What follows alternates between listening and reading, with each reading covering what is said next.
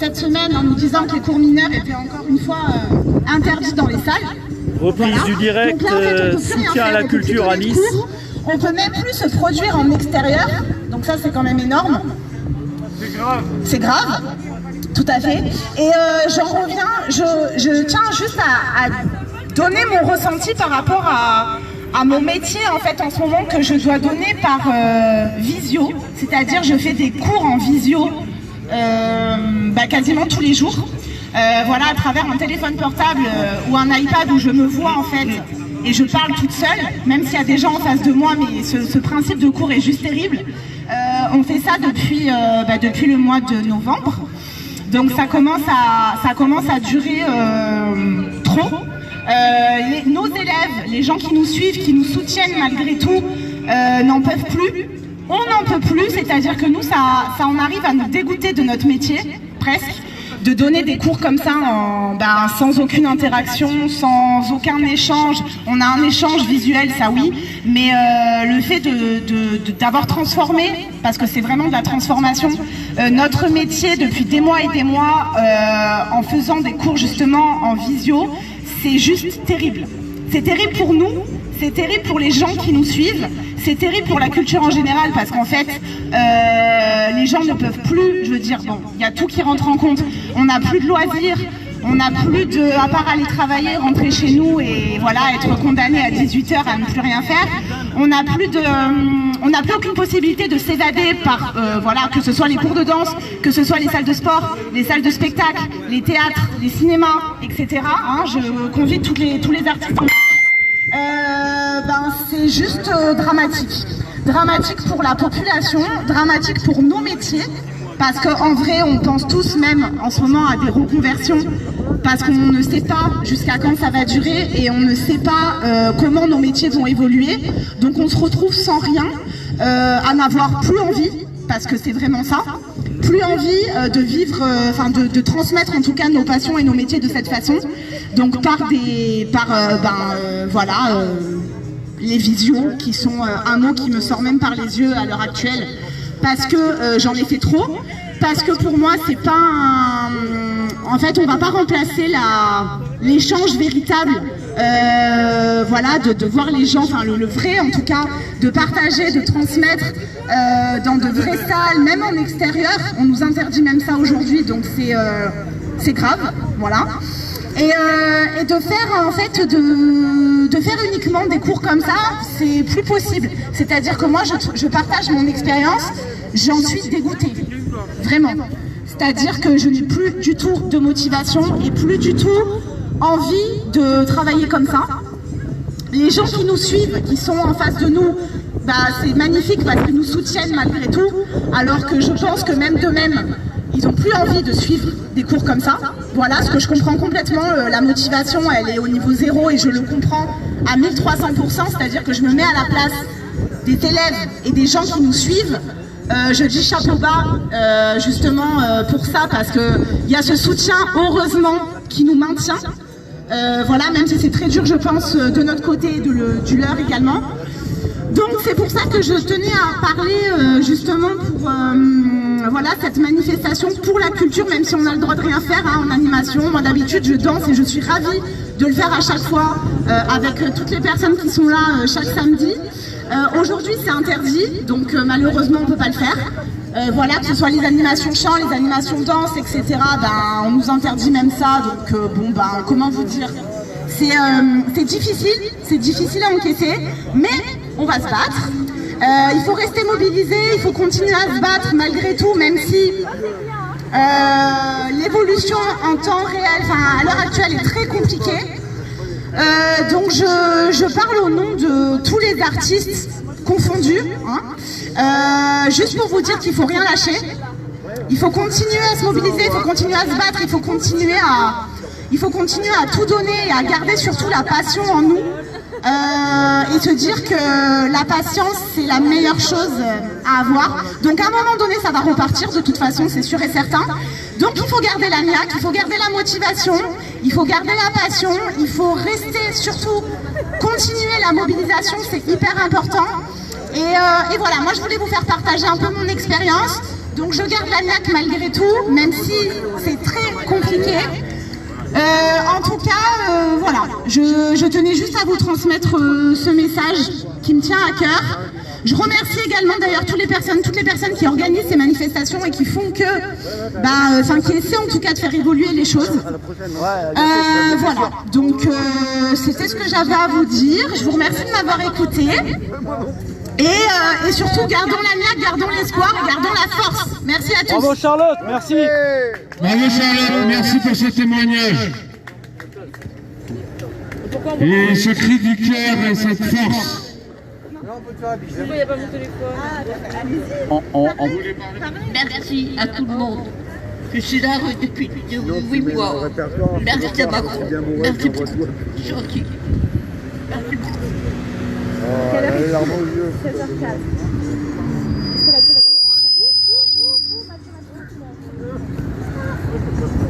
Regarde, elle a les larmes aux yeux. Oui, alors là, bon, Est-ce que quelqu'un veut prendre la parole?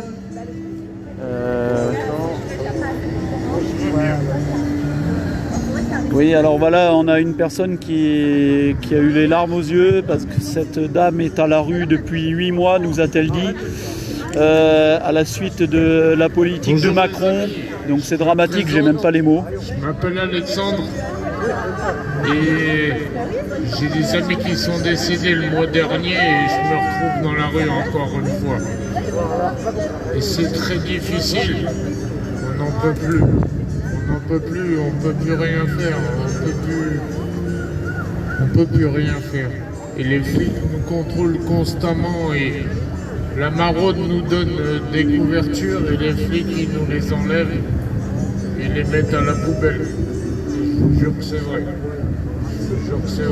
Il y en a marre. Moi je supporte plus la situation. Je suis ancien militaire de carrière. Mes amis sont décédés, sont morts. Je veux bien avoir du courage, mais au bout d'un moment, j'en peux plus. Et là, je comprends pas pourquoi on arrive à ce stade. Je comprends pas. Des manœuvres politiques et des conneries, juste pour nous dire de rester à la maison. Faut arrêter. On reste pas à la maison. La culture, c'est dans la rue, c'est dans la vie, c'est dans ce que tu vis tous les jours. Mais il faut bouger de chez toi.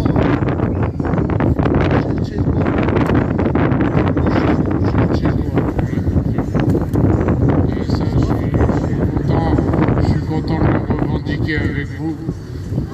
Même si c'est difficile pour moi, il n'y a rien de grave. Je vais y arriver. Merci, bravo copain.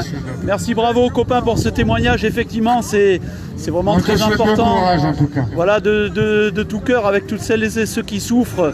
Je ne sais pas trop quoi dire si ce n'est que exprimer tout mon soutien à cette dame qui a parlé précédemment et à ce copain, cette copine et ce copain. La situation est donc en effet extrêmement difficile. En ce moment, c'est pas du virus qu'on va vraiment souffrir, mais de tout ce qu'il y a autour, de toute cette manipulation politique. Et là, actuellement, il y a les motards qui viennent d'arriver. Un groupe de motards qui est là aussi pour revendiquer. Alors,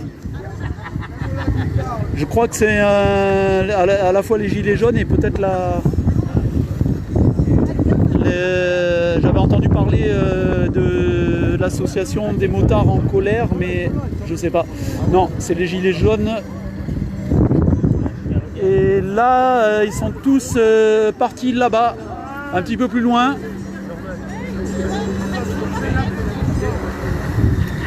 Bah, ça aurait été cool qu'ils viennent parmi nous, les motards. Bon ben voilà. Bon, j'imagine que si les motos sont garées ici, ils vont revenir. Voilà, on avait une manif de motards aujourd'hui. Bonjour. C'est les motards en colère ou les motards gilets jaunes? Ouais, c'est les motards gilets jaunes. Ah, ok. Motards en colère, je peux filmer? Ouais, voilà, donc les motards en colère qui viennent de terminer leur manif. Belle manif, Ouais. 1000 motos. Le mot d'ordre principal, c'était la circulation interdite, Oui. qui va nous interdire.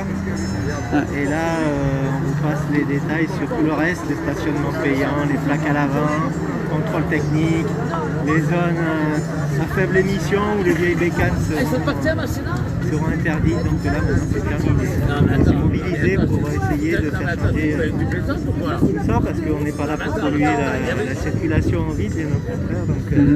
Donc, là, nous, on essaie avec nos petits moyens de faire bouger les choses dans le bon sens, toujours dans le sens de tout le monde. Oui, et pour éviter qu'en fait ça soit un véritable racket pour les gens à moto, en gros, pour faire simple. C'est déjà le cas, hein, avec Voilà. les Ouais. radars mobiles, fixes, embarqués, tout ça, on n'en peut plus. Et ça va aller de pire en pire. Souvent sous prétexte d'écologie, mais alors que en fait, moi perso qui suis très écolo, je reconnais que c'est pas la solution de taxer les gens, de racketter, voilà, c'est juste de la pompe à fric, c'est pas de la véritable écologie. Je vais vous m'excuser, je rejoins les potes. Oui. Bonne journée à vous. Merci pour ce témoignage, monsieur, puis courage. Merci. Au revoir. Petite convergence des luttes au passage. Est-ce que je peux reprendre la parole, redire un truc là?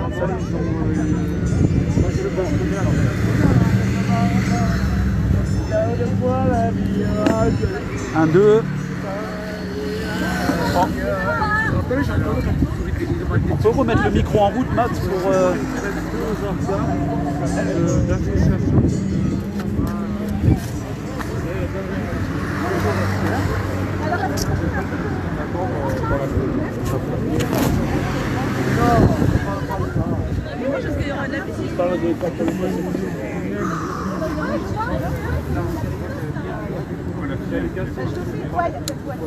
Hop là.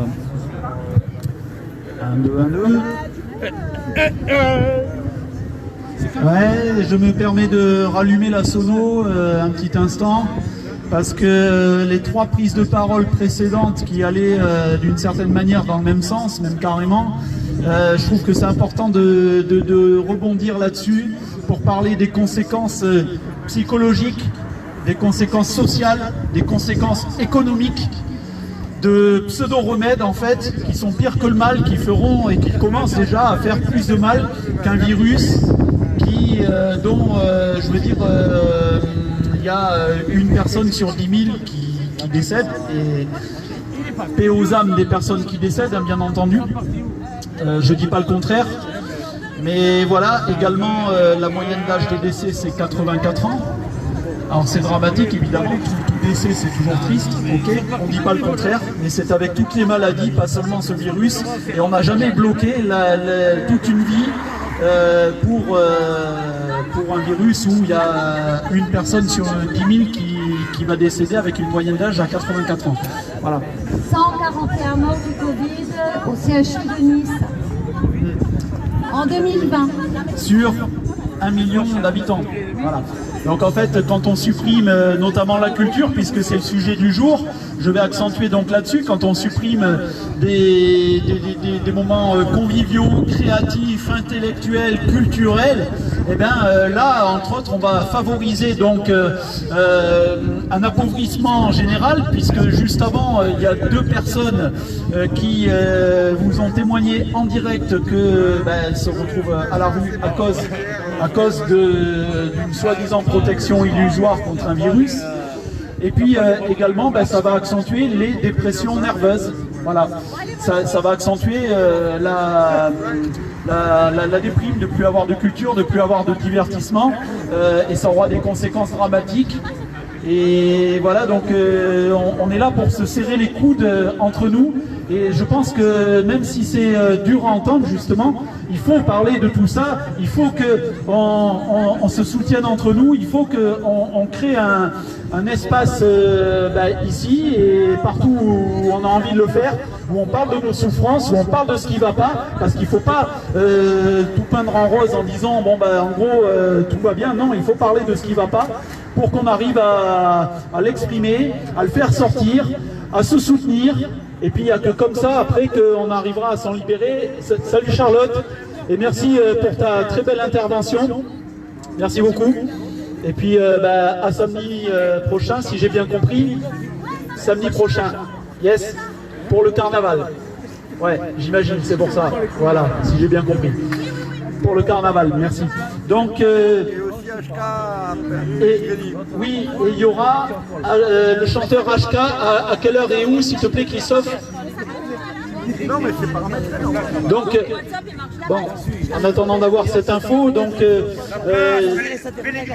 place Pellegrini, à quelle heure il vient, HK? Samedi prochain? À partir de 14h. À partir de 14h, le chanteur HK sera là samedi prochain, place Pellegrini, à Nice, pour le carnaval qui, on l'espère, et on va tout faire pour en tout cas, va pouvoir se faire. Et on appelle vraiment à être nombreux, nombreuses pour qu'il puisse se faire. Parce que si on est nombreux et nombreuses, le carnaval pourra se faire et les autorités ne pourront plus nous mettre des bâtons dans les roues à ce sujet. À partir de 14h, place Pellegrini, samedi prochain. Et donc voilà, entre nous, discutons de nos souffrances par rapport au fait qu'on est privé de culture, notamment qu'on est privé de vie, privé de liberté. Discutons de tout ça pour trouver également des solutions, pour se soutenir entre nous. Et voilà, alors là j'ai une info en direct d'Olivier Véran. Alors, Olivier Véran affirme que des mesures supplémentaires pourraient être envisagées à Nice d'ici la fin du week-end. Le ministre de la Santé, Olivier Véran, était ce samedi en déplacement à Nice, qui présente un taux d'incidence au-dessus de 700. Il a affirmé que des mesures supplémentaires pourraient être envisagées à Nice d'ici la fin du week-end pour répondre à la flambée épidémique. Ça pourrait prendre la forme d'une accentuation du couvre-feu, voire d'un confinement partiel ou total, a-t-il ajouté. Merci pour cette info. C'est un menteur. Alors, effectivement, quand il n'y a que 8 personnes. Effectivement, vous l'avez bien compris, ce n'est pas mon langage là que je viens de lire, c'est le langage des médias officiels qui sont très forts pour nous manipuler en parlant de flambée épidémique et tout ça pour nous foutre la trouille. Et ça n'est pas en suivant ce qu'ils disent qu'on va retrouver notre santé, quoi. Bien au contraire. Vous connaissez mon point de vue sur la chose pour celles et ceux qui me connaissent. Bref, du coup, c'est tout juste des effets d'annonce. Si on veut vraiment vivre en bonne santé, arrêtons de bouffer leurs OGM, leurs pesticides, leurs perturbateurs néo-endocriniens et tout ça. Changeons de nos modes de vie, vivons au naturel, vivons plus proche de la nature et nos organismes résisteront beaucoup mieux au virus. Voilà.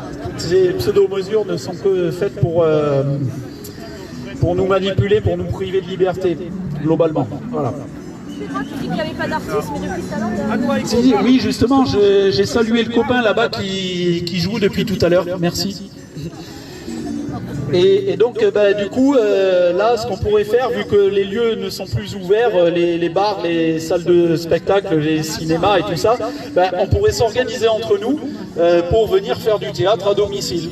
Voilà, c'est un appel que notamment notre ami Mathieu, qui est là devant moi, avait lancé, et un appel que j'ai relayé aussi d'une certaine manière et qu'on peut toutes et tous relayer. Voilà, donc j'invite à ce qu'entre nous, on discute pour trouver des solutions, pour se soutenir moralement, économiquement, culturellement, et qu'on continue à mener nos vies, notamment avec de la culture, avec de l'art, avec du théâtre, que l'on peut toutes et tous faire, suivre, partager, soutenir.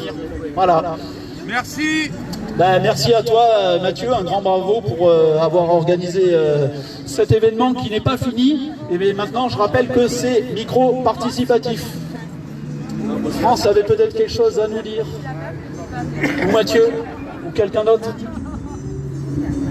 La parole est à France. Non, attends, alors, on a beaucoup traité avec Samuel, Place Masséna. Il y avait des motards, il y avait tout ça, enfin, tout ça. On a beaucoup distribué. Ne vous découragez pas, on va faire une fête magnifique samedi et dimanche. De la musique, du théâtre, du cirque. Toutes les bonnes volontés seront là. N'est-ce pas, Mathieu? Voilà. Voilà. Bon. Ben merci France, c'est donc au sujet du carnaval samedi prochain. Voilà. Merci. On vous appelle à venir nombreuses à partir de 14h, place Pellegrini. Ah, la parole est à notre copine.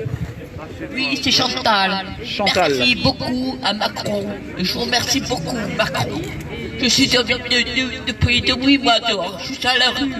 J'ai pas de couverture, j'ai rien. Merci Macron, c'est gentil. D'accord. Moi aussi. J'en peux plus. Merci. Ça fait 2 ans et demi. Pour rien trouver. Ça c'est obligé, ça c'est sanglier. Donc,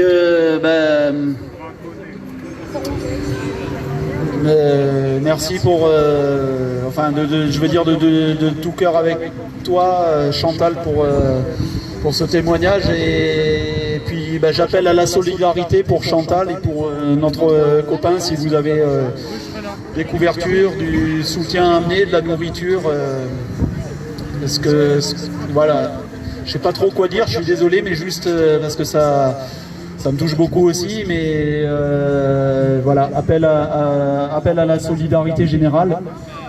Merci d'avance. Merci à toi et courage. Voilà, je fais une petite pause dans mon live. Merci de suivre et de partager, parce que là, il est temps de discuter avec les personnes de vive voix, parce que vous avez compris qu'il y a beaucoup de souffrance. Voilà, merci. Et on lâche rien, à bientôt.